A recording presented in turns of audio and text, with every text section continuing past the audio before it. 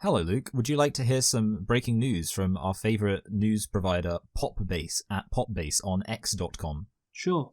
So, Armie Hammer reveals he tried hooking up with a man through Grindr because, quote, gay dudes have it so easy, and women are the worst. Would you like to know more, Luke? Yes. Well, here's a quote, more substantial. I tried hooking up with a dude one time. It was hilarious, because I was like, you know what? Like, women are the worst. Gay dudes seem to have it so easy. Like, so easy. I'm at a restaurant, my phone blows up, and it's like Grindr, and someone else is like, I'm at the same restaurant, do you want a blowjob in the bathroom? And you're like, hey guys, I'll be back in 5 minutes. Okay, this could work. Yeah, let's try this. I remember I started making out with him, and I just remember being like, God, beards. Oh, I get why women like it when you shave. Like, this thing is fucking rough. Like, how do I get in there? I put my arms around him and I was like, oh my God, and these shoulders are so wide, he's so big, he's almost my height. Like, this is so strange. It did physically for me absolutely nothing. Nothing. Like, not even a twitch. He reached my dick and I responded, you're not going to touch my flaccid penis. Like, this is not going to happen. Does that sound relatable? No. Hopefully this is that statement from Armie Hammer will be the start of his comeback. Come back.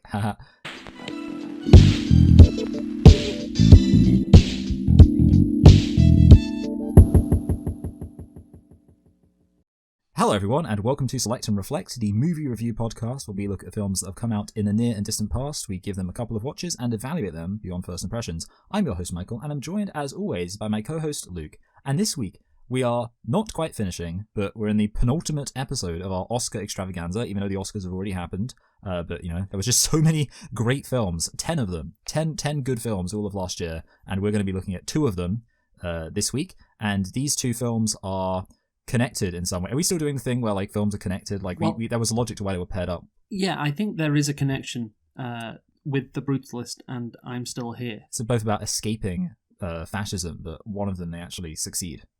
Yeah, I would say there's a broader theme perhaps, because I don't know if you would call, well, you'd say escaping fascism. Like, you know, we don't actually see Adrien Brody in the movie do that. So it's all about his experience in America.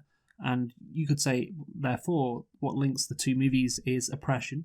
That would be the word I would use. Of course, Laszlo Toth is oppressed in The Brutalist, and you have the general political oppression going on in fascist Brazil in the 1970s. So that would be the link, I guess, and that's why I didn't want to pair The Brutalist up with A Complete Unknown, which is just a bit, you know, I guess. Yeah, you could say they are similar because he was a complete unknown as an architect, kind of. And Bob Dylan is Jewish. That's true, yeah. Mr. Zimmerman. Yeah, and Bob Dylan was also an artist. Yes. Like Hitler. Calm down. And then there's the Nickel Boys, which also, honestly, is also about oppression. But I think these 2 movies work better as like they're wider than just the Nickel Boys, for instance. They're wider in what they're looking at. They're looking at society as a whole, of course, and the Nickel Boys, it's literally shot in POV of one person, you know. So obviously, you know, he's not the only person who experiences racism, that black guy in the Nickel Boys. But anyway, we're getting ahead of ourselves. Well, the good news is we've revealed what the 2 films are. So the first film we're going to be looking at is The Brutalist. So Luke, why don't you tell us a thing or two about The Brutalist? Yes, Michael. So The Brutalist is a 2024 epic period drama film directed and produced by Brady Corbet. That's how you say it. Yes, that's what you told me. Mm-hmm. Who co-wrote the screenplay with Mona Fastolf. It stars Adrien Brody, along with Felicity Jones from Rogue One, Guy Pearce from, I don't know. Iron Man 3, his best film. Yes, good shout, great shout. I was going to say Memento, but no, that's boring. Shout, yeah. Joe Alwyn, Rafferty Cassidy, what a name, Stacey Martin, Emma Laird, Isaac D. Bancol, and Alessandro Nivotta. It was released on September the 1st, 2024 in Venice, but December the 20th, 2024 in the United States, and about a month later in the UK, and it is 215 minutes long. Wow. Shocking stuff. That's more than nothing. Yeah. So, Michael, can you guess what the budget was for The Brutalist? 15 million. No. So I guess again? No, it was 9.6. Okay. Yeah. What about the box office? I don't know. I almost felt like this film did kind of not terribly. I mean, it had an intermission, so people are like, "Ooh, are we including the money that people spent on their popcorn that they got to get during the intermission?" I don't know. It's kind of a stab in the dark, but let's say it made 25 million. 41.5. Okay. And that may go up, of course. I'm not sure whether it still is in cinemas. But anyway, Michael, The Brutalist. Of course, it was nominated for Best Picture, like all of these movies we've been reviewing recently. Yeah, coincidentally. Yes. Of course, Adrien Brody won Best Actor at the Oscars. The second time he's done that. So second time he's been nominated. Yes, yeah. He's like Michael Jordan, Whenever he gets nominated, he wins. He has a better legacy than Daniel Day-Lewis. I think that's fair to say. Anyway, because not about the number of times you get nominated. It's about the number of times you win. If you get nominated and don't win, that hurts your acting legacy. That's how it works. But anyway, did you like The Brutalist, Mike? Oh, look, I had some certain things I was looking for going into this film, which I will, of course, divulge as we, as they come up in the film. But I will say, going into this film, I was thinking it could be a 10 out of 10. I was like, that was my expectation going into it, and I can reveal it didn't quite do it. In fact, it fell short in some areas that knocked it down a fair bit. But still, overall, I would say this film was solid, and I did like it. Yeah. Well, you know what? I have a very specific feeling about the length, which the length I've got some very sophisticated opinions on. Which again, mixed feelings, because like I say, the film kind of hit me, and I can tell you my length opinion right away if you'd like. Yes, please do. Okay, I think in a way the length, it kind of worked on a meta level, and here's my logic, right? Brutalism is all about big empty space, right? I mean, as you see that office he's got, it's just a big empty space with a chair in the middle. He's like, oh, we need to make sure that these ceilings are super high. Why do you need high ceilings? No, it's just big and empty. So I'm like, within that logic, it being long actually works, because the whole film, essential to it is this thing where there's going to be this big empty space. So actually, I was like, yeah, I like the fact that this film has a load of big empty space from being so bloated and long, which I know sounds like a backhanded compliment, but that's why I was kind of into it. Yeah, I don't really agree, because often I do like the fact that, well, when movies do something quite meta, but I really don't think Brady Colbert was looking to do something meta here. I genuinely don't think there is a link between brutalism and the length of the movie. He was like, I choose to believe there is. Well, no, there isn't, obviously. Because he didn't say, you know what, I'm going to make this too long. I'm going to make this feel empty. I don't think that's what he was aiming for, because, the movie goes into a bunch of other stuff, and I think it would be quite insulting to say that he deliberately made this movie empty. If he was trying to do that, he probably would have made the movie worse as well. I am a bit annoyed that the movie was it wasn't as bad as I wanted it to be in order to work with that theme. That is true. No, but I don't know if you're being facetious there, but it's kind of true. So you are being facetious then. I'm kind of being. Well, I'm being facetious when I say bad. Okay. Yeah. Well, I think he was trying to say a bunch of stuff. Having listened to interviews with him, he is very much of the opinion that filmmaking needs to go back to this kind of style he talks about adult movies, he talks about, you can watch a movie for 3 hours in it and it should be fine. He hates this idea of movies being content and 1.5 hours long. So it definitely doesn't seem like there is a theme between brutalism and how long the movie was. In my opinion, I just don't see that being the case. Yeah, well, I suppose what I'm saying is maybe because of the fact that was an idea in my mind, it made me much more willing to be like, oh yeah, this film could be quite long. And also, I suppose the other thing is I feel like, because I kind of had a feeling going into it, the film was going to explore big ideas. I was like, yeah, it's going to explore big ideas. And, as it starts, I think towards the beginning, if any, it does have the what's the word? It sets it up it's going to explore those big ideas, and it doesn't really relent. So I was like, yeah, the film's exploring big ideas. Ipso facto, it can be long. Yeah. Well, that's a different thing, though. I will let it be long, because it's a different thing. Yeah, it is exploring big ideas. I agree, and it's taking its time because it wants to immerse yourself. It wants to immerse you in this world, and Corbet is definitely of the opinion, no, you should be able to sit through this. This is my movie. I'm doing what I like, which is kind of relates to the themes in this movie. Yeah, I suppose, I will clear up, I see how this is all very confusing. I will clear up the confusion, definitely. So essentially, what I'm saying is, even though that wasn't the theme he, I think, was going for, because that was an idea I had going into it, it already primed me to be like, oh, there's going to be stuff in this film. And therefore, that's where I was like, oh, this can be long going into it. Okay, that's what well, I'm saying. An artist's intention matters. I've always said that when reviewing movies. You love intention. Yeah, because, otherwise, well, you can just say what you like, and then there has to be a point to what you're watching. Otherwise, it's just then your own ideas, which are then you can glom onto whatever art you are watching or seeing. So I don't think that was his intention. So I don't think you can justify the length with that. You can justify it in other ways. But I'll just tell you my opinion on the movie. I think that it is somewhat interesting. It is somewhat engaging. But I think the ending. I am frustrated. Frustrated by the ending. Oh, that's interesting. I'm always excited. I always like a good ending frustration. Yeah, because So is this one of those situations you feel like the film maybe kind of like abandoned something? Well, he does leave it up to interpretation at the end, Brady Corbet, or perhaps not. If you believe some people who have said some quite strident things about the movie, no, there is no interpretation here. It's clear what he's saying, and okay, that I don't really agree with that, to be honest with you. And honestly, once we get to the end of the movie in this review, we're going to have a very interesting discussion, I think. Oh god, that means we have to be really, really quick, otherwise we're going to be here until tomorrow morning. And I do think that, I'll give the movie credit for allowing us to have these interesting discussions, but which is more than you can say for most of the movies nominated by the Academy for Best Picture this year. But yeah, I do think the first half is better than the second half. That's what a lot of people have said, and I agree with that.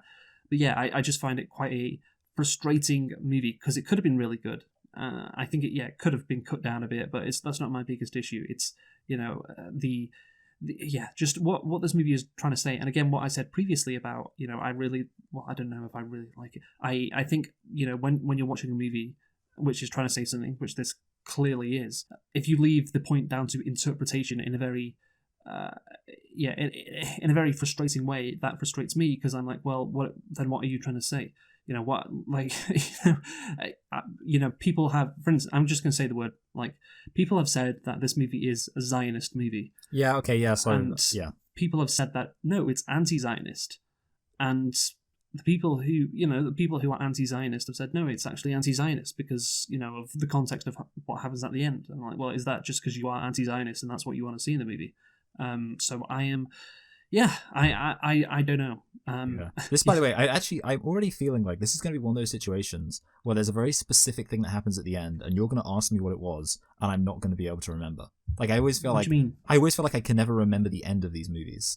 Okay. Like I just weirdly, even though the ending is always the most recent part I've seen, I always for some reason have a much more better ending of better idea of the beginning, and then I'll know what it is when you tell me. Like, this is what's going to happen. You're going to say, Michael, what was that line that someone said at the end? And I'm going to be like, duh. And then you're going to bully me. And then you're going to say what it is. And I'm like, oh, yeah, that line. That's what's going to happen. Calling it right now. Yeah, I'm not going to... You don't know what that word means. You always bully me. Yeah, okay. I just expect you to remember what happens in the movie. Anyway, let us get on to have you got any nitpicks? I do have one nitpick. Okay, go on then. So it's just that there's a bit with the sun and it's shining and it's going to make a shadow and he holds the sun directly above it. But obviously, as we all know, unless you're at the equator or whatever, the sun doesn't shine directly above it because the sun kind of arcs across the sky off to the south. Because if you're in the northern hemisphere, the sun's kind of slightly skewed over to the south. Idiots. So 0 out of 10. Okay. That's it. Okay, right.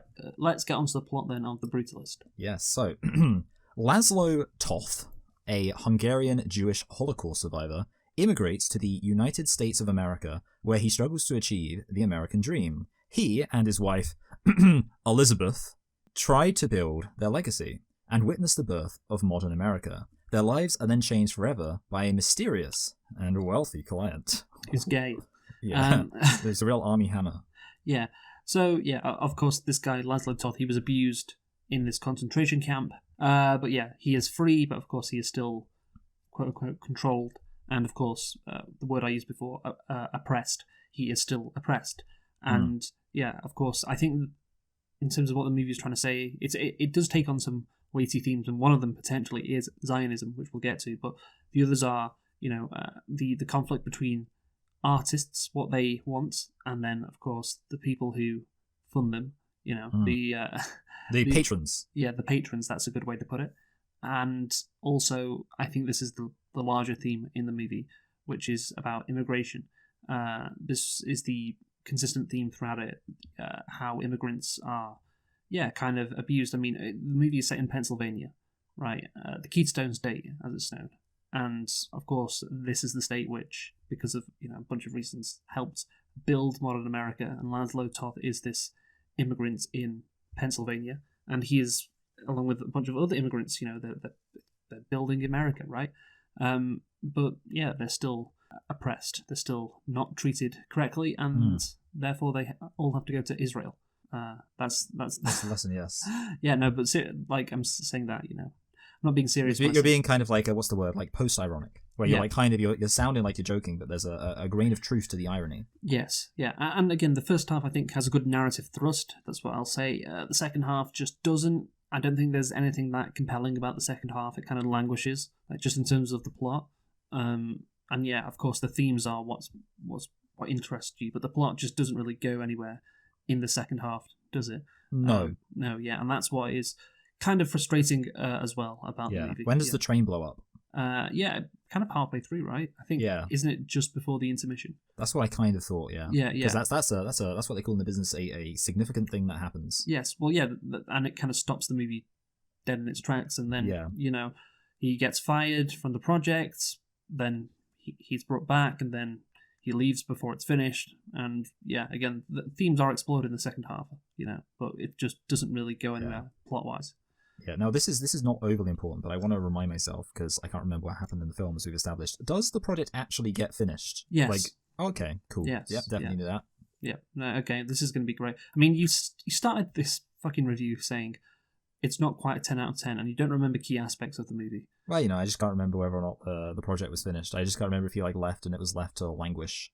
Okay, good.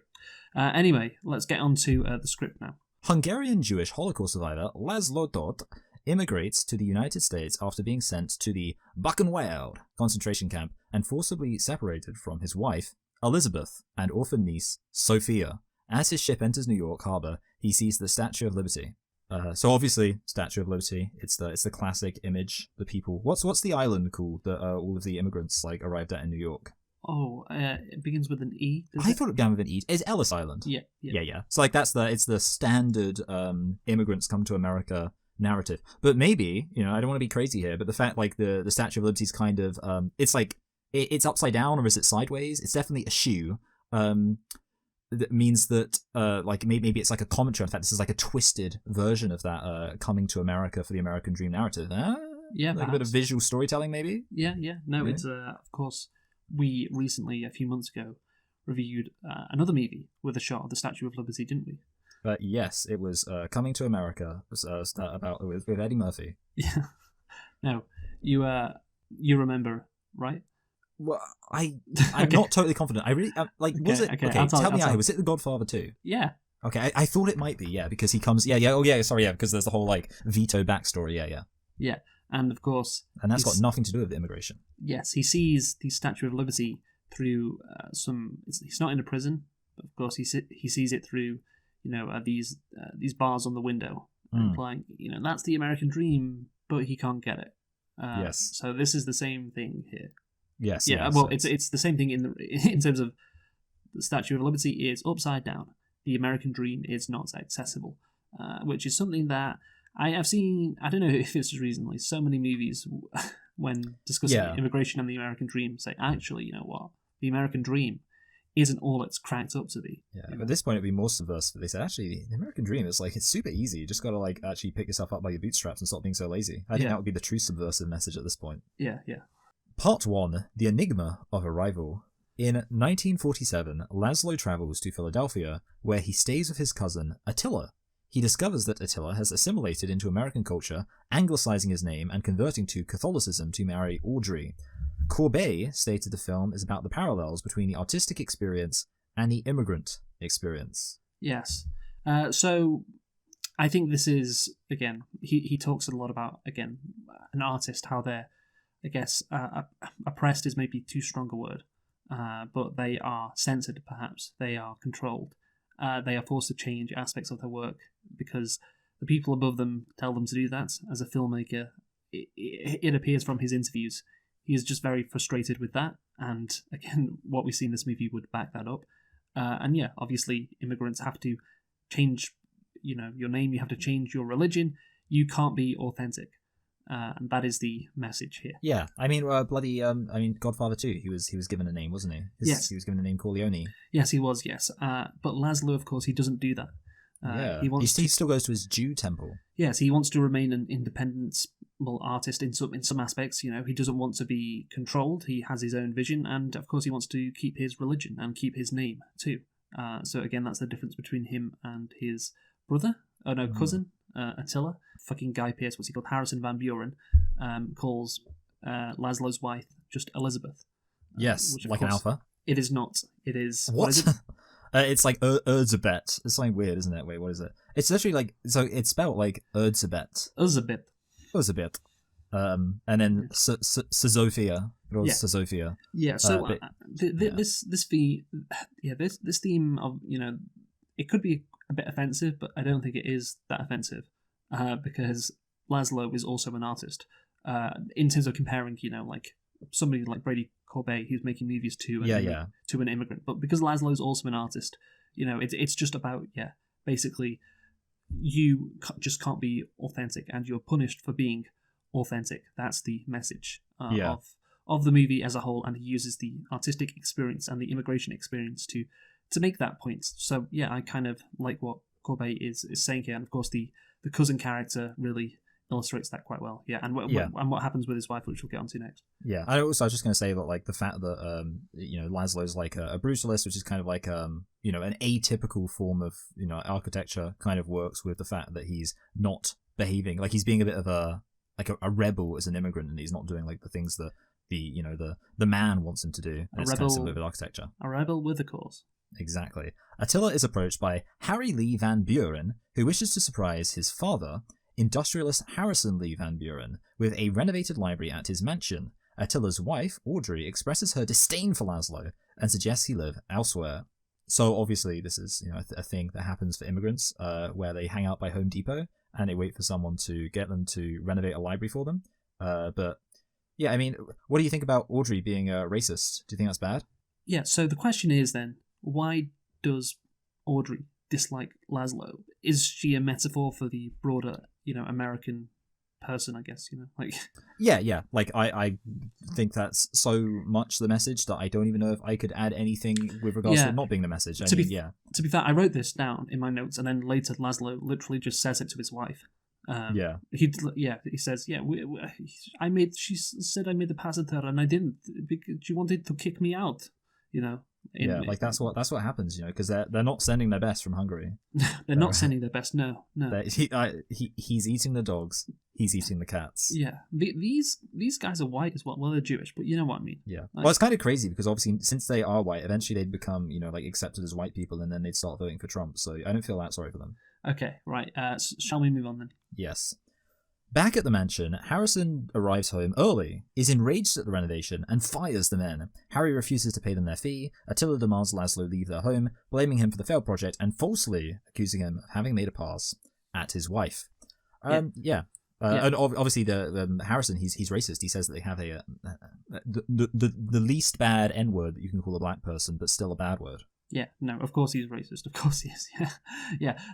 This is this is America, isn't it?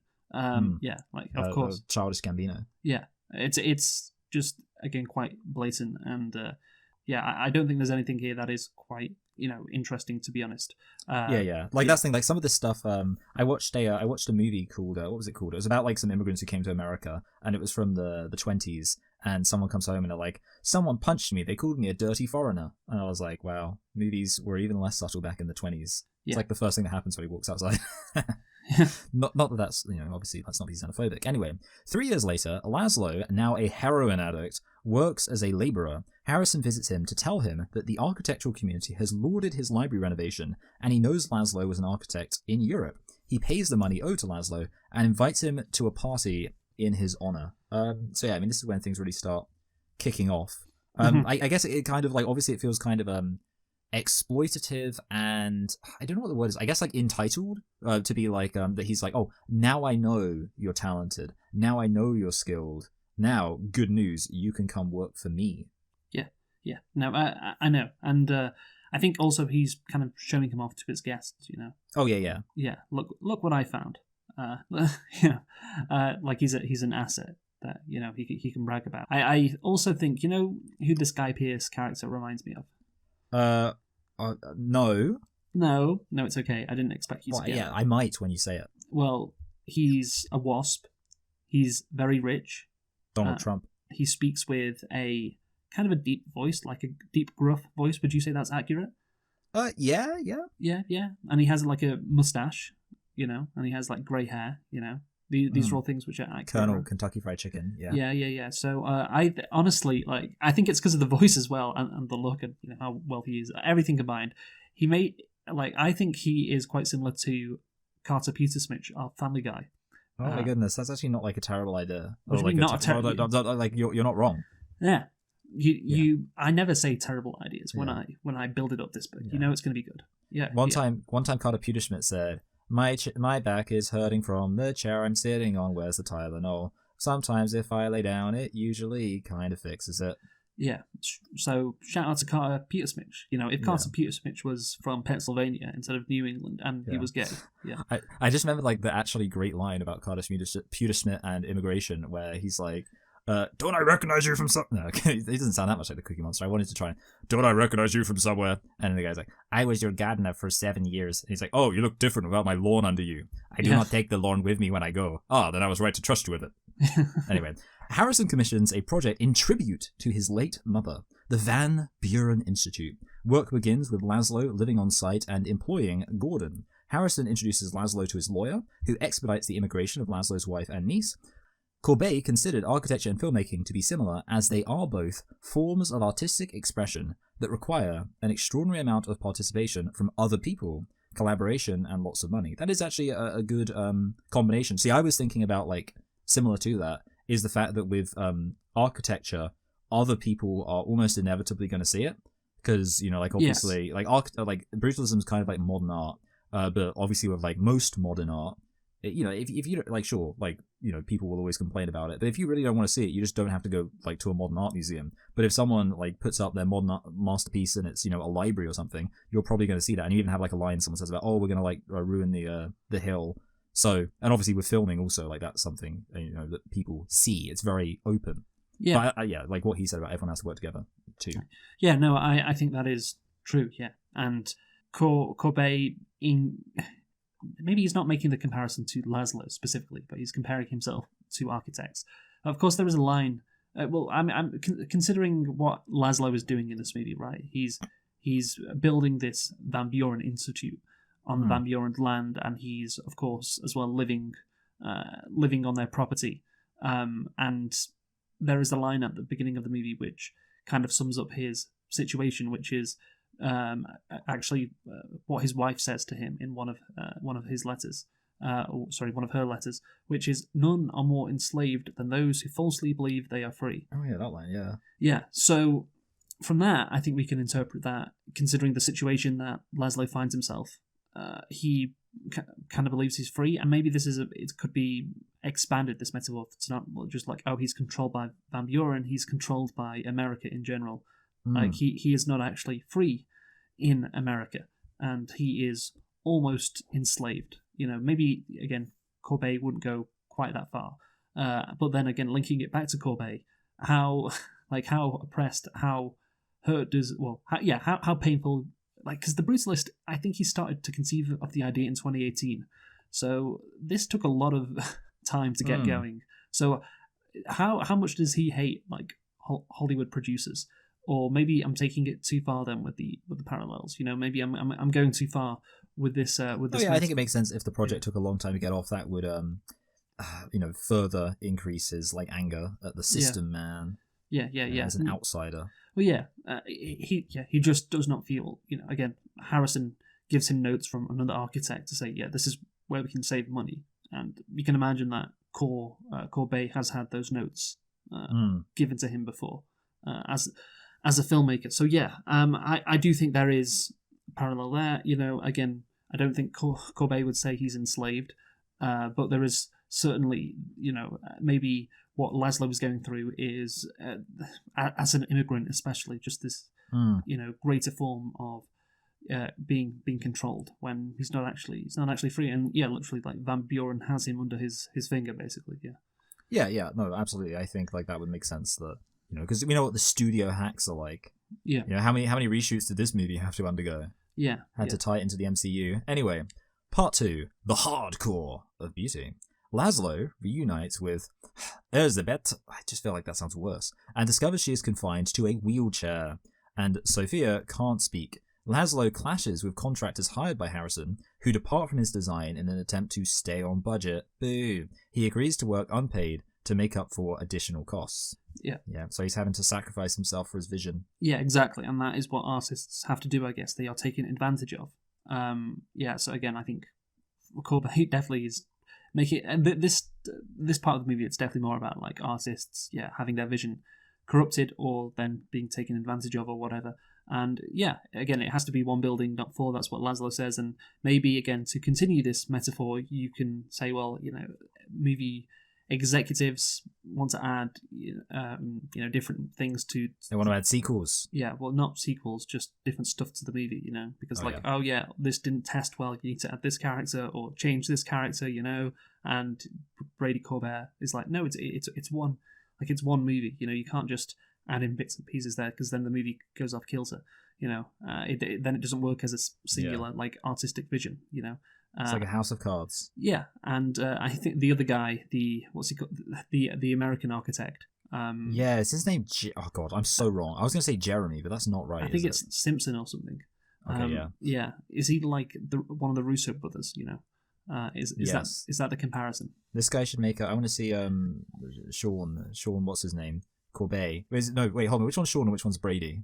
What? Because like one of them did Honora and one of them did Brutalist, and I get them confused. Why'd you get them confused? Because they were both like in strong contention for the Oscar. So I know who it is now. This one was Brady, wasn't it, Luke? I worked it out. I was just thinking, who is the Sean? It doesn't matter. All right. Anyway, look, it was the director who directed Honora, right?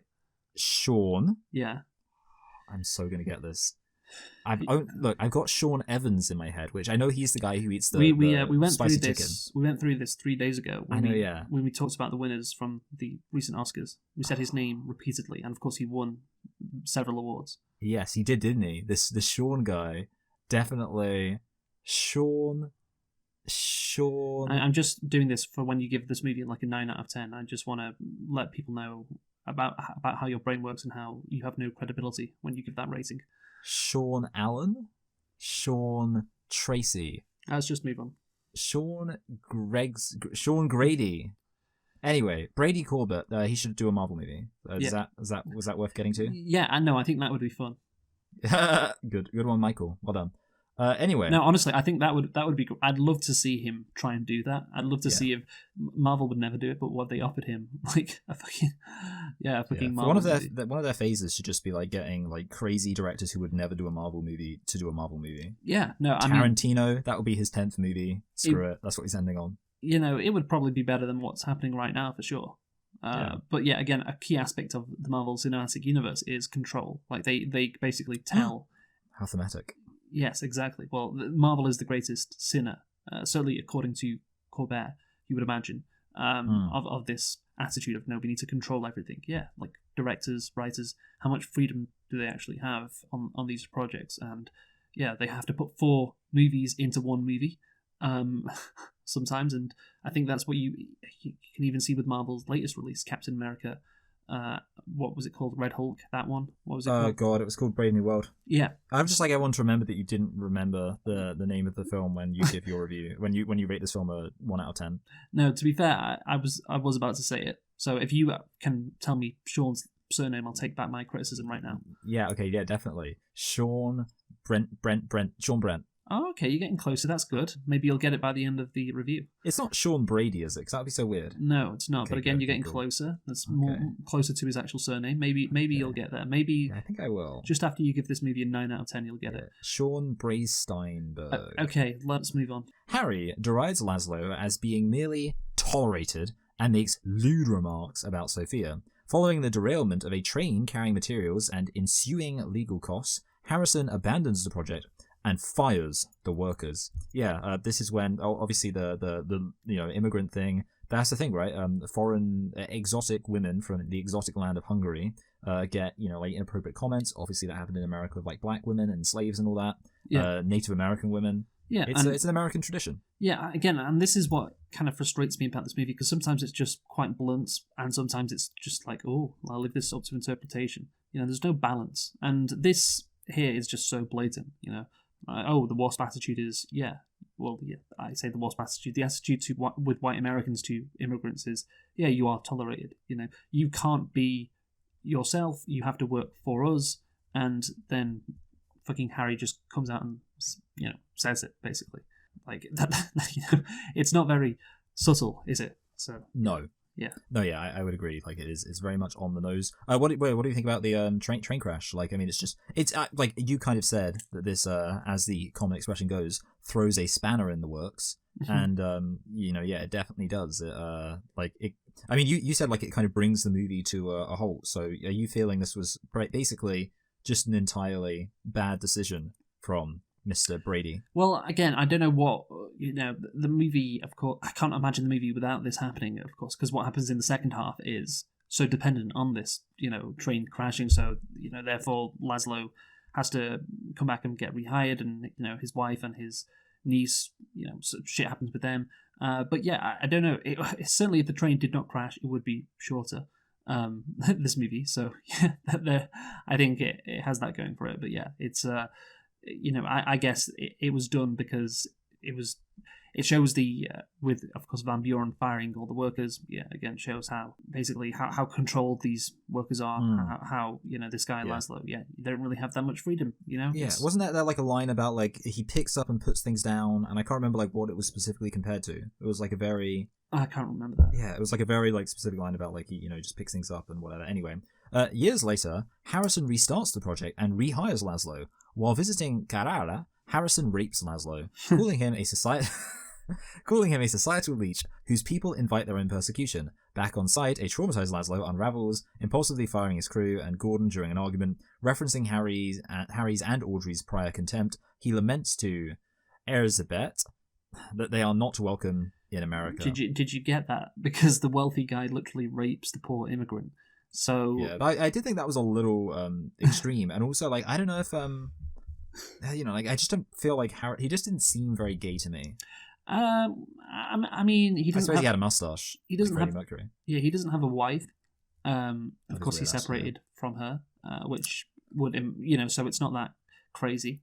Yeah, and yeah, he does seem pretty attracted. Well, maybe not attracted. He admires Laszlo a bit, and maybe you could just say, oh, that's because he likes. But yeah, to be fair, he does keep hiring him when he could just get another architect. To be fair, so maybe there is something there.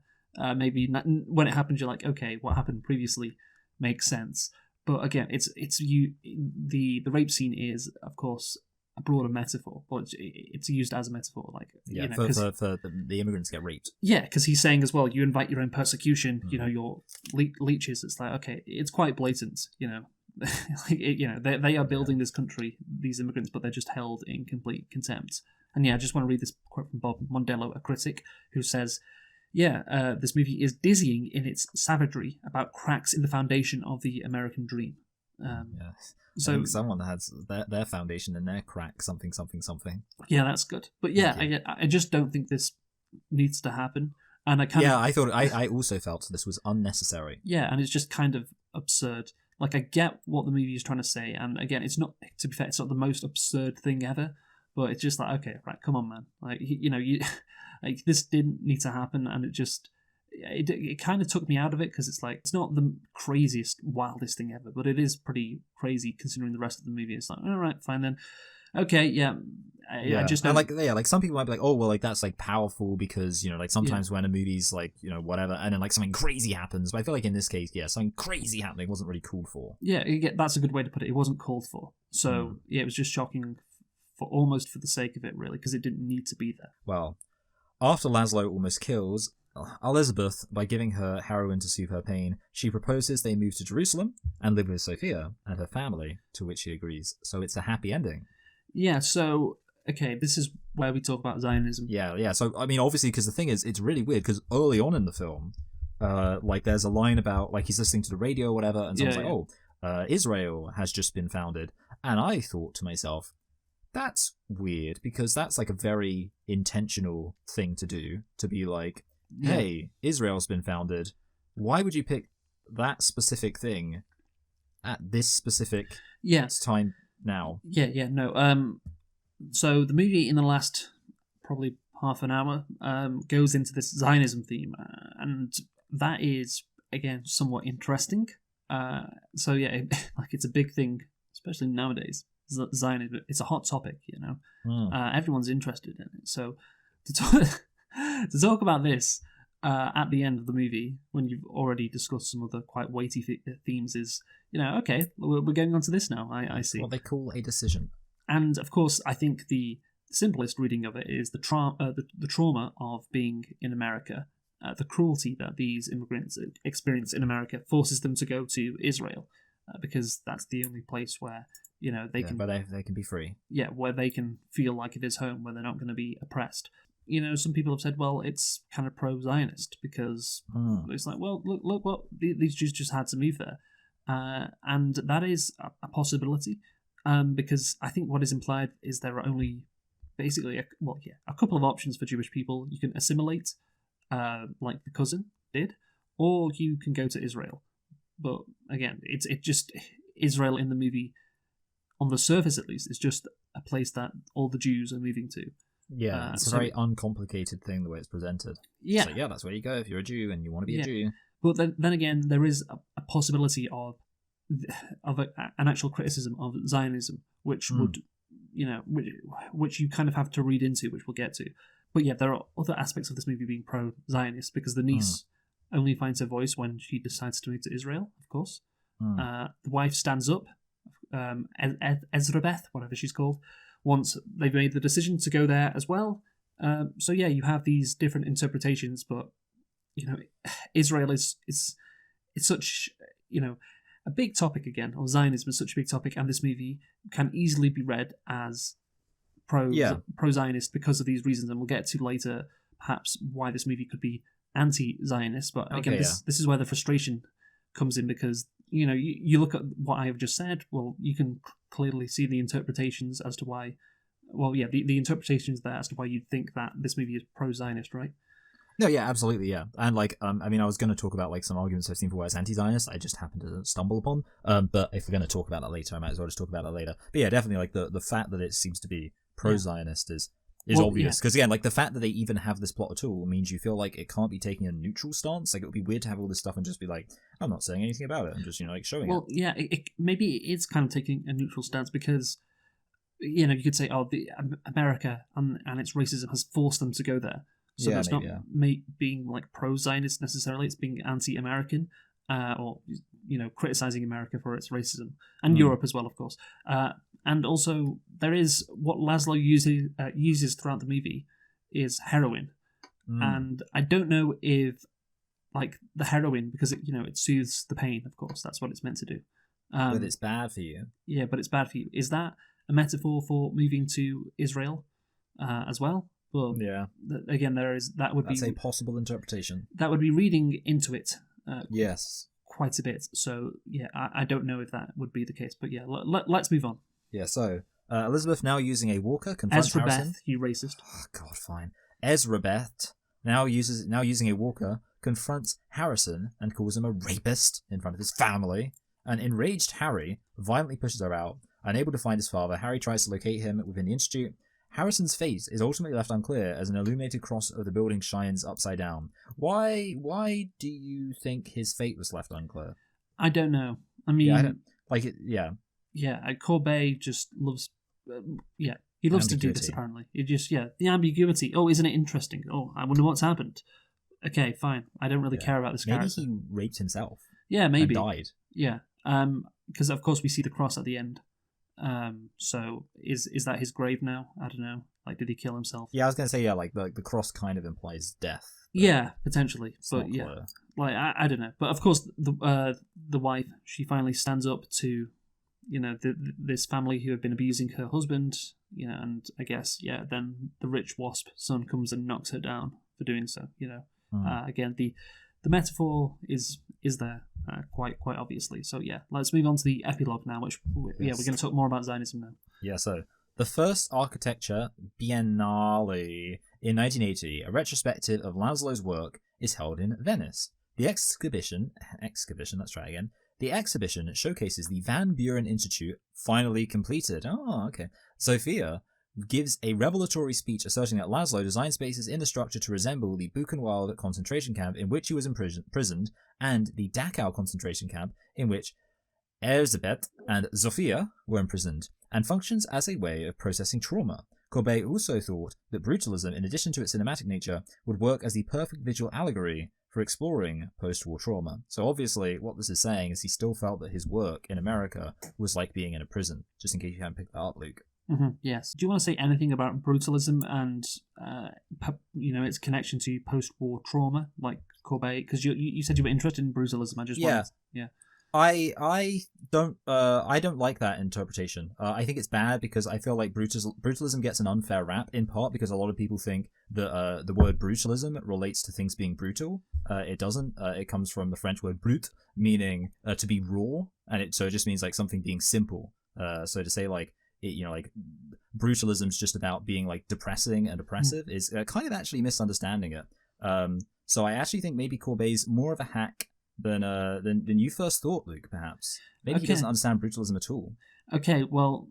Yeah. So now, I mean, are you going to complain about Zionism? Well, yeah, because if what you're saying is true, then what I'm about to say would be incorrect. But, of course, at the end of the movie, Laszlo's niece is giving the speech, and, of course, she moved to Israel, she is a Zionist, and, you could say there is a lot of pretentious talk about linking Birkenau and Dachau to what Laszlo created in America with the Van Buren Institute. By the way, Buchenwald. Sorry, what did I say? You said Birkenau. Okay, sorry, my bad. That's fine. It's okay. You're allowed to be racist against concentration camps and mix them up. Yeah. So Birkenau was one of the other ones, right? Well, wasn't it Auschwitz-Birkenau? Like that's like the full. I think Birkenau is Auschwitz's second name. Oh wow, okay, fair enough. But yeah, so Mr. Birkenau. Yeah, you're linking these concentration camps to this structure, the Van Buren Institute, and it seems to me quite almost ridiculous because Laszlo had a different viewpoint throughout the movie. And of course what you say about brutalism is just it's simplistic, it's raw, which would imply it does not have a hidden meaning behind it. Perhaps would that be accurate to say? Yeah, I would say it is a contradiction. See, the thing is, like, this is something, like, one of the aspects I was interested in is I would say there's a connection between opposing brutalism and right-wing populism, which obviously is kind of hinted at in the film because Laszlo's, like, saying how he was kicked out of, like, Nazi-controlled Europe because his style of architecture didn't cohere with like the traditional Germanic. He says like a line about it, like, oh, they didn't think my stuff was Germanic enough or whatever. And obviously, like lots of kind of right-wing conservative channels complain about brutalist architecture because they'd be like, oh, shouldn't everything be neoclassical and Gothic revivalist? Yeah. So if anything, it would seem like brutalism is something that tends to be more often opposed by the far right. Okay, yeah, that is kind of interesting, and of course you'd maybe say Zionists are like right far right, yeah. But in terms of would it be like is the connection between I built this institute because I think that this looks good because I'm a brutalist, architect. I'm a brutalist architect guy. Whatever. Yeah, and what the niece is saying, which is so would it be I think it is a contradiction. Yeah, you're right because you like that's like kind of something I was thinking as well. It doesn't really make sense that he is a brutalist architect who makes brutalist stuff. Like he didn't like when he built that like library. He didn't build that library because of the concentration camps. Presumably he he was doing brutalism before the concentration camps because obviously. So yeah, I think you're right. It's just it's a blatant contradiction. Yeah. So therefore, when the niece is saying this, therefore you'd say that she is incorrectly using Maslow's post-war trauma to I guess, justify. So you're saying she's like usurping, is that like a word? Or like reappropriating his philosophy? She's speaking for him. She is, again, not actually, espousing Laszlo's true feelings. Yeah. So I guess and the question there then is like, obviously, because I feel like what you're presenting is the idea that we as the audience are therefore supposed to recognize that she's being not accurate to his genuine feelings. Yes. And I think we'd have to hope this, because obviously the alternative would be she's using it for her Zionist, I guess, like propaganda almost. Yeah. Just like Van Buren was using Laszlo to some extent as well. His work is still kind of being used, and isn't actually like he doesn't have a voice still. That is potentially what the movie is saying, given again the contradiction between the nature of brutalist architecture and what the niece is saying. But then again, what you said before about what you read before about Courbet saying brutalism would work as the perfect visual allegory for exploring post-war trauma.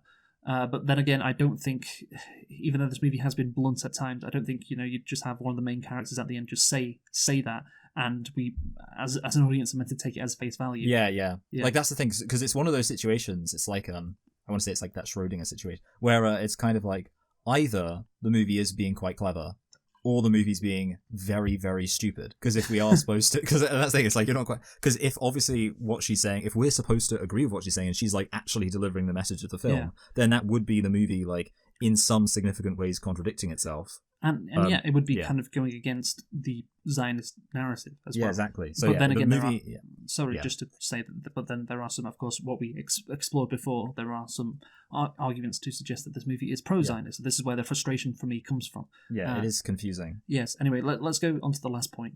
Yeah, so she ends up claiming that Laszlo once told her, no matter what the others try and sell you, it is the destination, not the journey. Oh, what's the destination, Luke? Israel, yeah. Israel's the destination, yeah. Yeah, so it does seem to be the complete opposite of what the movie shows us, because Laszlo goes on a journey which is really shit, and he ends up completing the project. The project ends up getting completed, but there's also a line in the movie where he says, what better way to show a cube than its construction?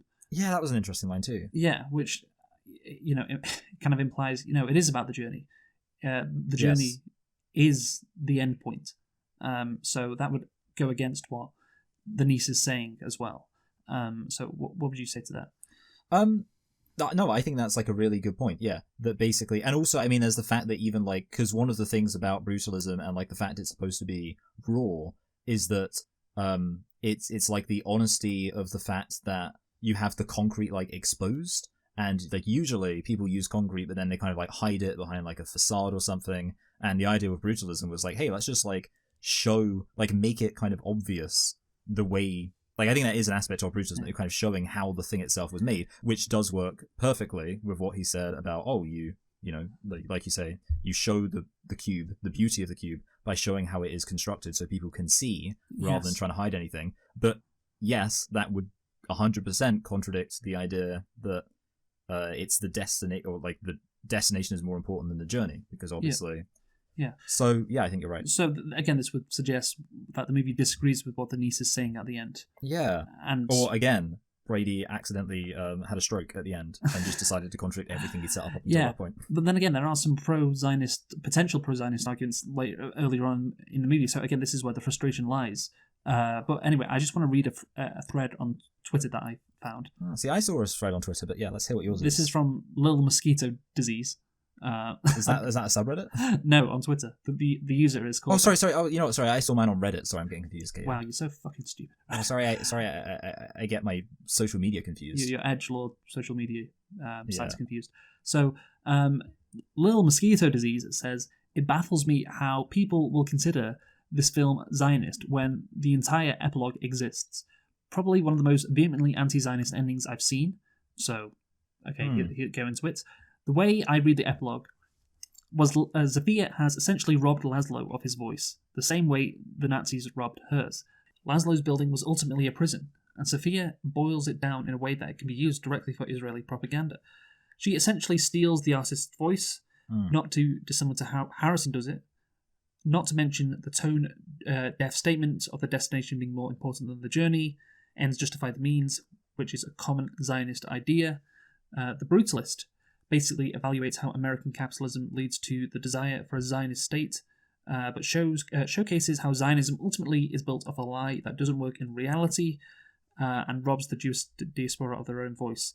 And then someone called, so that's an interesting take, and it's interesting. Yeah, and that follows. I mean, that obviously follows on from some things we were saying about like how. Yeah, it has me scratching my chin, thinking, yeah, okay, that's interesting. But for me, watching it for the first time, I would not have seen that because, again, I think that is you're doing a lot of interpretation there. And again, like I said before at the start, is it actually what Brady Corbet is saying? But this is just your opinion, and you've just put your opinion onto the movie because someone then replies, "Well, call me Camilla." Taylor's version, is that a Taylor Swift thing? I have no idea.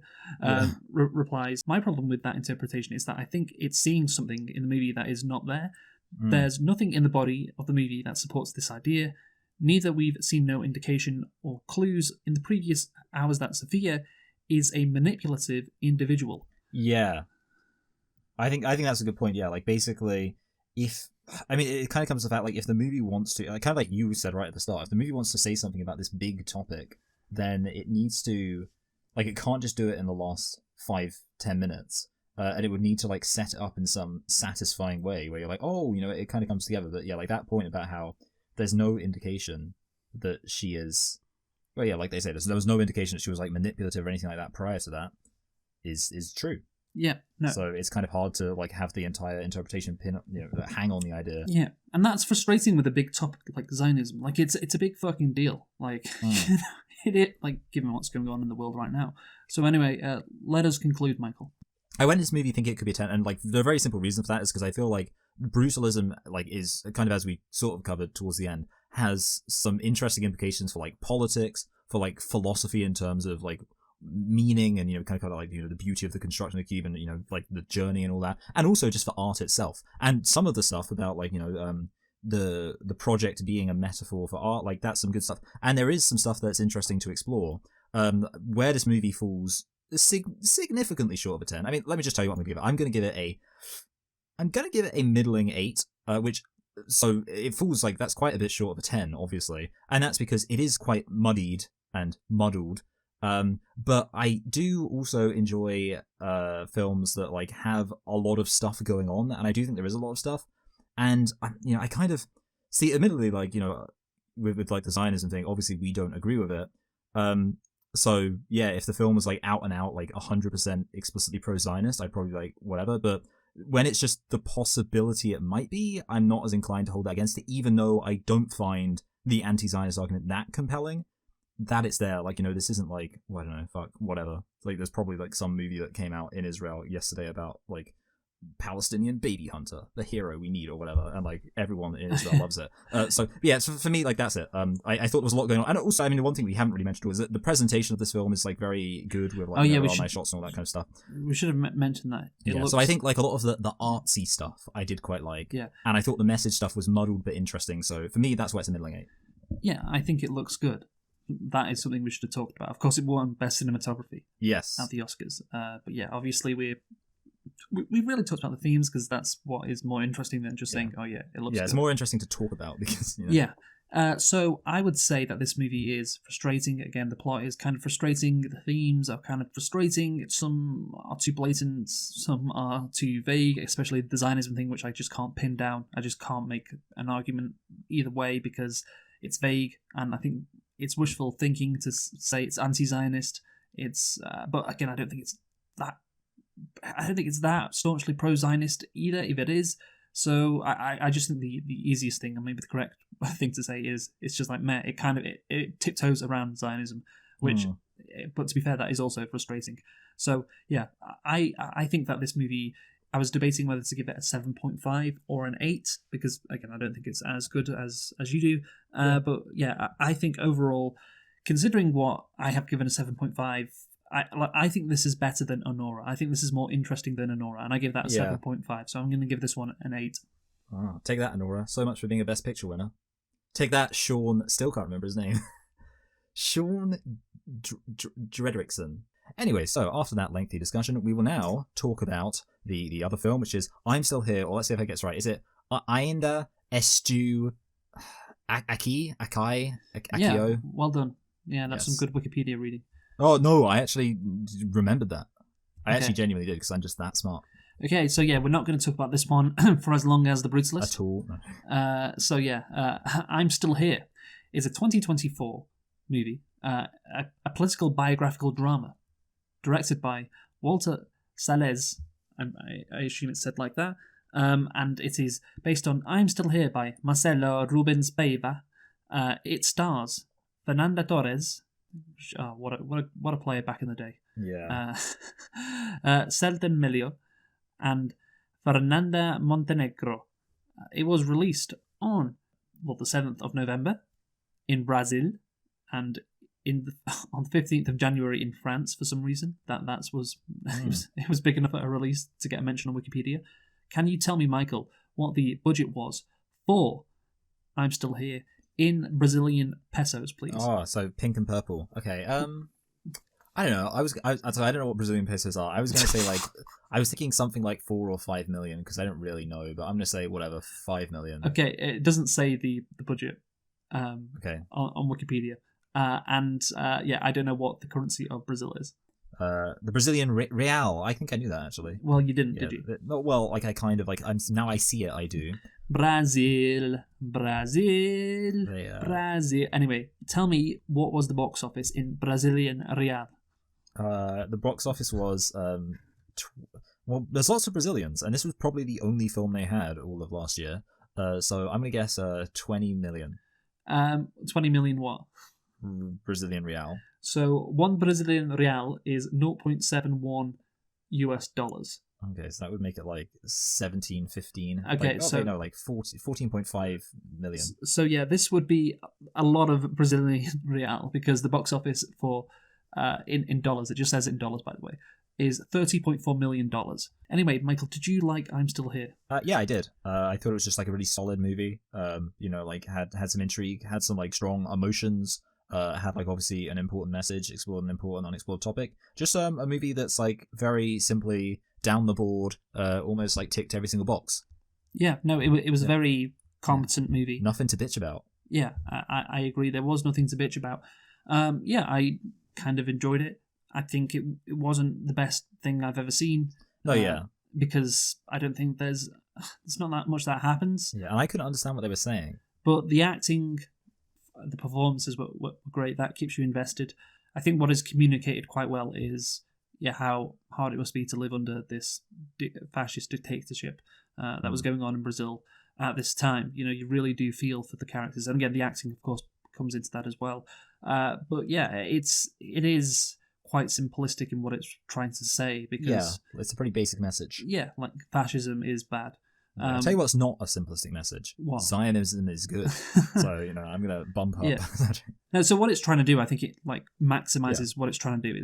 It's kind of limited by, it's too simplistic and not enough happens. But again, this is based It's on... not necessarily a bad thing. Like, obviously, like a Pixar movie, for example. Like, I'd say I liked a Pixar movie, but maybe I'd only give it like a 7 something. It is, of course, based on real life. This guy, Ruben Paiva, was an actual guy. So I was kind of surprised to find that out. I was like, oh wow, really? I mean, like, not like it's like as if this didn't happen, but I was just like, in a way, I thought it was like such a common thing that I was like, I assume they just make someone up. But... No, it's harsh to criticize the movie then for saying, well, not enough happens because it is based on real life, and the trauma of having your husband kidnapped and killed is you should say it's significant enough, and it's about the ramifications of that for this family. But yeah, for a good hour in the middle, she's just trying to find out what happened to him, and then she finds out, and then eventually she moves to Sao Paulo.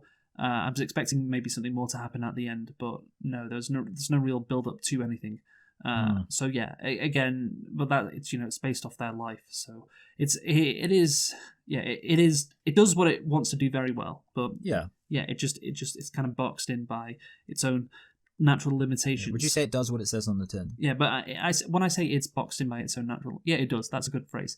When I say it's boxed in, I mean that's why it's not going to get like a 10 or a 9, Yes. or a 9 out Yeah, of 10. because when I said like if you go down the list, it ticks every single box. That doesn't necessarily, like, technically speaking, a film could tick every single box and be like a 6. Technically speaking, because like it's good on everything, but it's just not great on everything. No, well, that's the thing. You're missing what I'm saying then, because I do think it's great on what it's trying to do. You think it's great on what? Yeah, well, yeah. Sorry, I mean, I'm not fully. I was just saying like the fact that I said it ticks every single box doesn't mean that it is like a fantastic movie. But I do agree. Yeah, on the specific boxes it tries to tick, it ticks them with a big green marker pen. Yeah, and it doesn't care about other boxes to exactly, to continue the metaphor, boxes, which is fine. It can do that, but obviously that's why I'm not going to give it like a 10 or a 9. But it's still, of course, a very good movie. So let's go into the plot. Yeah. So, Unice, surely it's pronounced like that. I don't know. Or is that Italian? Whatever. Who gives a I think crap? it's like, isn't it like Unice? Unice Paiva. You gotta say it, yeah, like you're kind of weird. Is a mother and an activist coping with the forced disappearance of her husband, the dissident politician Rubens Paiva, during the military dictatorship in Brazil. So, yeah, what do you think of that, Luke? Do you think that's like a really good, solid basis for a movie that, if explored properly, could be a 10 out of 10? Yeah, it's just her coping with this tragedy and the family coping with the tragedy. Of course, you get to know these characters really well. And, of course, the acting is great. Honestly, like, their house is really nice as well. Like, imagine living right next to the beach in Rio. Yeah, so what you're saying is they shouldn't have complained about anything. Honestly, yes. Like, no, honestly, if I was in a military dictatorship, I would do everything in my power. If I be in the good position. If I lived in that house right next to the beach in Rio, I'd be like, hey, I'm not going to ruffle any feathers, you know. Oh yeah, definitely. By the way, I actually wanted to say, like, this was going to be a nitpick, but you didn't ask, it doesn't matter. But I'll just say it now. I struggle to believe that the beach in Rio would ever be that empty, because, you know, Rio is a hot place and there's lots of people there, and like sometimes they go there and there's like hardly anyone there. But maybe if they live right by it, they can just wait until it's like, oh, okay, it's busy for like 5 seconds, quick, go out. Yeah, I mean, I think there's a lot more tourists nowadays than the 1970s, I'd imagine, especially under a military dictatorship. Yeah. Do you think like they banned the whole bikini wax thing? Anyway, so in 1970, I bet does it even pronounce the S at the end of Rubens? I can't remember. It's like Rubens. Yeah, okay, yeah. In 1970, Rubens Paiva returns to Rio de Janeiro after 6 years of self-exile following the 1964 Brazilian coup d'etat. Living in an idyllic house near Lebanon, no, not really, I just said it wrong on purpose, Leblon Beach, Paiva returns to his civil career. Look, I don't know if this is the best time to mention it, but I'll mention it now because it's the one thing I really liked about this movie. They do a really good job showing how, like, nice the dad is. Like, maybe to an extent you could say it's kind of, like, ridiculous and, like, emotionally manipulative, but I feel like every single interaction he's having with his kids, he's just being, like, the most perfect dad in the world. Yeah. No, I which is, thought like, that. yeah, solid. Yeah, like, he's like, doing a little thing with, like, the tooth and...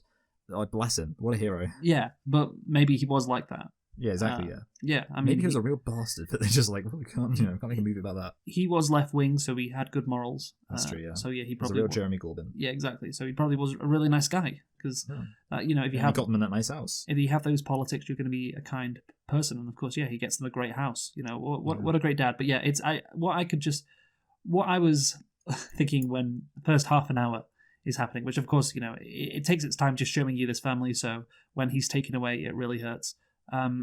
What I was thinking is, because I know, of course, there is a lot of inequality in Brazil, and this is a kind of a white family. Of course, they're as white as you can practically be in Brazil, you know. And I was just thinking, man, it must be so great to be rich and white in Brazil. You know, it's just because I'm so used to seeing Brazil, like the favela stuff. Yeah, the favelas. That's what you know about Brazil, and all, you know, these football players who came from the favelas.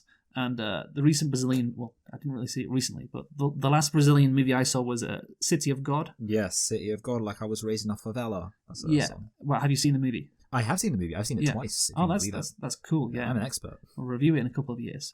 But yeah, so obviously that is the Brazil that we kind of know. And I think, remember when The Simpsons got dinged? Sorry, I was going to say, like I'm from, like, the Brazil I know is from the Simpsons episode. Yeah. So they got in trouble, right, for that? Yeah, for portraying Brazil as this crime-ridden, you know, favela-laden place when... No, actually... Bernardo, I was just distracting you when my children robbed you.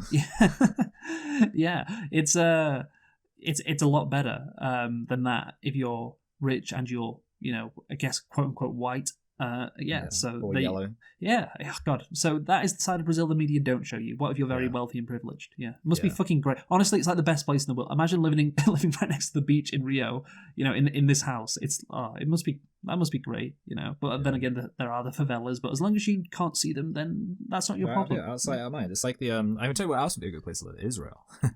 Anyway, so following the kidnapping of the Swiss ambassador by far-left revolutionaries, the country faces political instability. A raid takes place in Paiva's house, resulting in his arrest and disappearance in January 1971. Unis is arrested and tortured for 12 days. Eliana, their teenage daughter, is also imprisoned, but is released after 24 hours. Who cares? Yeah, so, of course, this is quite distressing because you like these characters. Yeah. But there is, fascism is bad. That is clear. Don't say about. Everyone, I think, is aware of that. And you do care about these characters because you spend 30 minutes getting to know them. And you obviously, I think Fernanda Torres does a great job here, showing how scared she is. Yeah, I like the little blood on the floor. That's bad. Yeah, that was nice. That was nice. So, yeah, I think it portrays it well, but there's nothing more to say about it than that. This must be a horrible situation to be in. The movie communicates that extremely effectively. But yeah, that's it.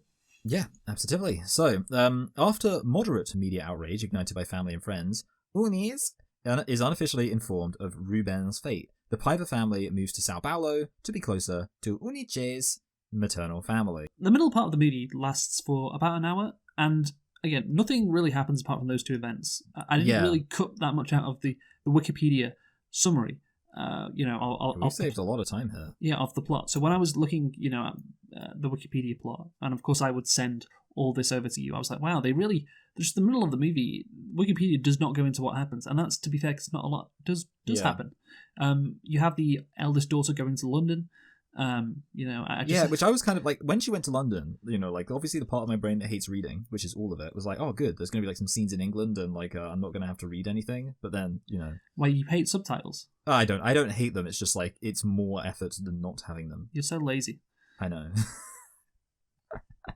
Anyway, the thing is, okay, so this is going to actually sound contrary to that. So this is almost going to make me sound kind of sophisticated, but maybe it actually does work with me being lazy. I will say I don't mind slow-paced movies. I think sometimes I like them, and I don't know if I'm necessarily disagreeing with you here at all. But in a way, I didn't necessarily I think it was pretty okay, and certainly not bad that the film kind of just left us to sit with this family as they just sit around and go, man, this is shit. Yeah, and so again, that's why I keep referencing the performances, because that is key, and it does make you feel for them. And maybe the kids aren't acting well, but I can't tell because they're speaking in Portuguese.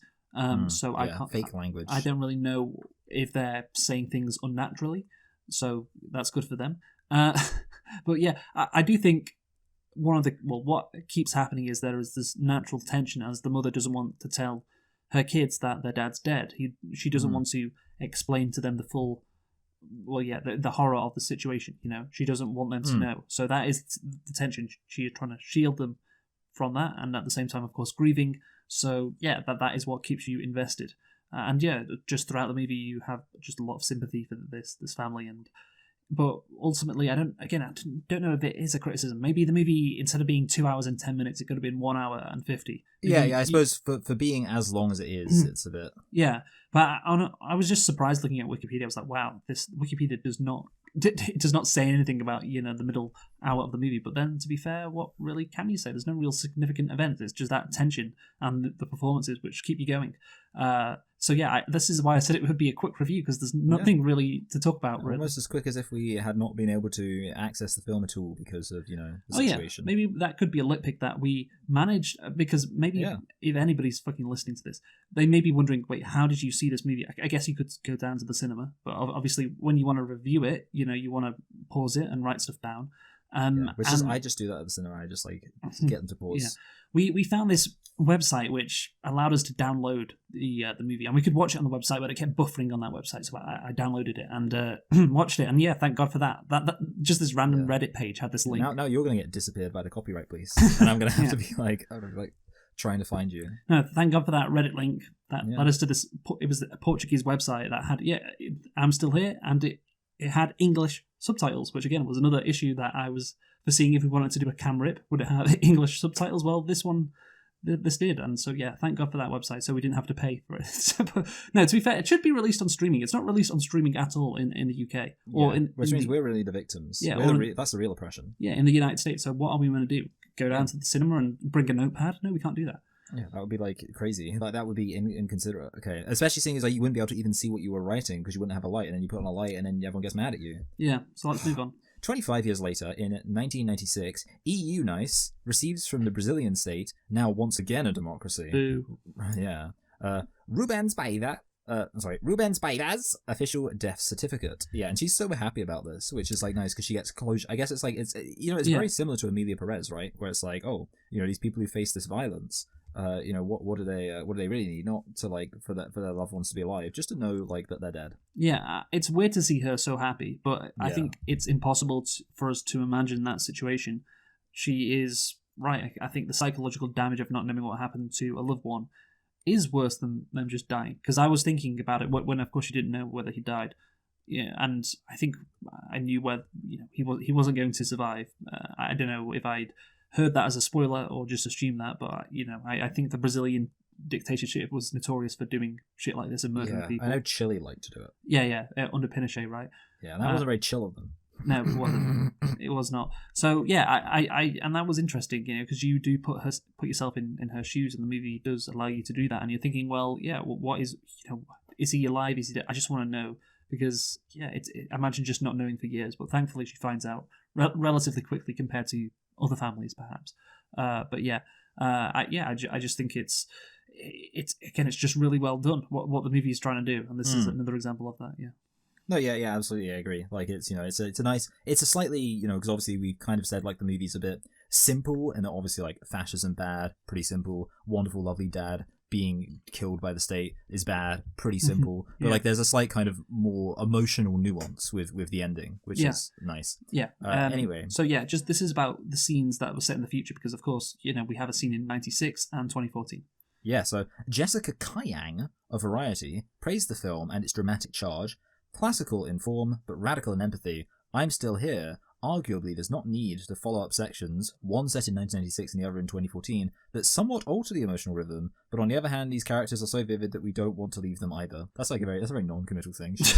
Jessica Kang should be fired from Variety. Like that's just saying like, oh, arguably this doesn't need to be here, but it does have some positives. Just like Brady Corbet on Israel. Yeah. Oh yeah. Exactly, arguably, it needs to be here, but it has some positive. Yeah. But yeah, she is right. It could have just ended in 71 when they drive off the Sao Paulo. That could have been it. But I think the point of the movie, if there is a point, well, especially at the end, we see this point, because of course it's kind of hard for this point, which I'm about to say, to appear before the end is. Don't forget the past. Of course, you can't really say that in 71 when the past has just happened, or because you're in the present. So having these scenes set later on, that I think allows that message to be espoused by the movie. And of course, we see a democratic Brazil. It's what happened in the past is it's so different, of course, to what Brazilians are living in right now. And of course, you also do want to stay with these characters because these characters are written so well, like Jessica Kyang says. So it's interesting to follow their journey, and that continues in 2014. In 2014, during a family gathering surrounded by her children and grandchildren, the now 85-year-old Eunice has Alzheimer's. When a news report about the National Truth Commission addresses Ruben's case, a distressed Eunice appears to remember her past. Yeah, I mean, that makes sense that she would remember her past when she sees something that's about her past. Yeah, so again, the message which you really nailed. Yeah, no, I'll go ahead and tell you to make it easy for you. Even though things have moved on, you should not forget the past. Brazil has moved on, of course, somewhat. Eunice is very old, but yeah, there is that line, isn't there, about like, do you think that we should focus on not Israel, focus on Brazil's problems because Brazil has so many problems. Like, why should we worry about like the past? Yeah. And she says, "Shut the fuck up." Yeah, so I thought it was a good moment. Yeah, because what happened in the past affects, the modern day, the present day. Yeah, Japan. How about you apologize for raping all those Koreans? Well, let's not talk about Japan right now. let's go back to Brazil. And of course, what is one of the final shots of the movie is that, we see Eunice with all her family around her, and I think it's very much metaphor for, everyone in that picture is there because of Eunice. Everyone in that picture is there because of the past, her and Rubens, of course. So yeah, she is part of a past Brazil, but of course what she has done has affected the present literally. I think that is the broader message there about remembering what happened in the past, because it literally is right now affecting the future, or the present at least, with her family, who of course are all there because of her. So and it's a reminder to Brazil as well, given the Jair Bolsonaro years, to again not forget where we came from. Where they came from as a country. Yes. Yeah. Which is also explored in the Take That song, so we're kind of covering Better Man as well. You never forget where you're coming from. No, yeah, like absolutely. I mean, I think that is like an important point, and like that whole thing of, I mean, obviously zone of interest, right? Like stories about countries wrestling with their past. Although obviously zone of interest is less direct about. It's not like you don't see someone really reconciling with their past directly, but it's implied in zone of interest. Yes. But yeah. Closing title cards reveal that Piper was murdered at the DOI-CODI, which stands, Luke, for DOI-CODI headquarters between 21st and 22nd January 1971. 5 people were identified as responsible, yet they were never prosecuted. Wah, wah. Eunice graduated from law school at age 48. She became one of few experts on indigenous rights in Brazil. She died in 2018 at the age of 89. That's cool. Like, she's, you said that these people are white and therefore they don't have any problems. Well, you know what? At least they're using their white privilege to stand up for non-white people. Yeah. Almost like they're left wing and therefore good. It's an inspiring ending, I think. It is inspiring. Yeah, it is inspiring, despite the depressing movie. This woman coping with a horrible tragedy. It's an inspiring ending, and maybe the message of the ending is when fascism, they try to crush, all of this, and indigenous rights, I think, plays a part in that. Of course, I don't think fascists are too fond of indigenous people. That Eunice and stop them doing that, and she's continued to thrive despite them, of course, murdering her husband. So that is a message of the perseverance of the people who suffered under this regime. So it is kind of an inspiring ending, and it's nice. And I think this would be a bit too sentimental, but of course it's based on a true story. So this lady really existed. So I think it's fine, and that would be, just to conclude quite quickly. I think it's a really good movie. What it tries to do, it nails. I don't think it's spectacular. So I can't really, because of its limitations, like we said. But the ending is really nice. I like the fact that you have 2 scenes set in 96 and 2014. I think it gives the movie additional depth, which I enjoy. So I am going to give this one, I think I'm going to give it a 8.5 out of 10, which is the highest so far. For any movie we have reviewed. Again, it can't go higher just because of, again, to use that word again, limitations. But what are you going to do with it? Yeah, okay, yeah. So I was just going to say, I agree with everything you say. And also I think because it happened, like, it's that standard thing of, like, it's also informing, which is nice. I like movies that kind of have that information thing. I was only going to give it a high 7, which I thought was actually that's close quite to high. That's close to an 8. Yeah, it is close to an 8. So I was, but So I also agree it was good. But I guess for me, good means a high 7. Okay, yeah. Well, yeah. I mean, I just think it's just the performances are great as well. I look at the other movies that we've reviewed. This is the best one in my opinion so far. So there you go. Anyway, what are we doing next week? Next week we are doing let's say we're doing Nickel Boys and A Complete Unknown. Yes, and they're both about people. Yes, and we will review them, and that will be the last of the 10 best pictures of our Oscar roundup from 2025. So let's see what we rate them, and of course we'll go through the rankings. We'll rank all of them. We've given ratings to all 10 by that point. So join us for that next week. Who have you been, Michael? I've been Michael. I've been Luke. Thanks for listening, and goodbye. Goodbye.